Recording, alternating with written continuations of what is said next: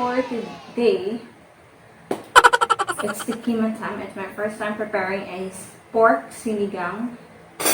So let's just hope for the best.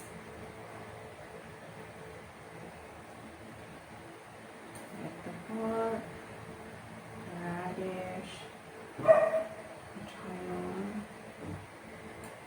gulay.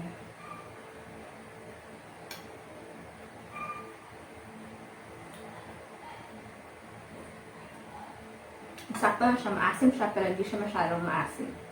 So, perfect.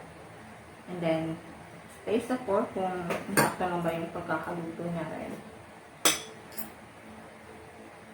Let's eat it together with the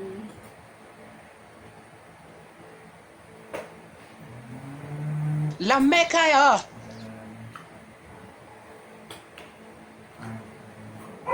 Okay kayo!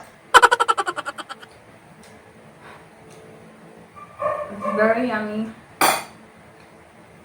Though, masim siya, malamang. Sinigang eh, masim talaga. So, impas itong bahawan sa haldirong rice. So, diba?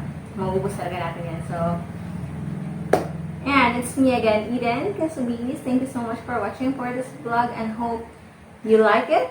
Still press like and please don't forget to like and subscribe on my YouTube channel, on our YouTube channel, rather. And click the notification bell for you to be updated on our latest vlog, just like this. And you can also comment down below for any vlog suggestion. Again, it's me, Eden Mae Cabalhin, your Inday Queso, saying be blessed and not stressed, and hope to see you on my next vlog. Bye! Let's eat.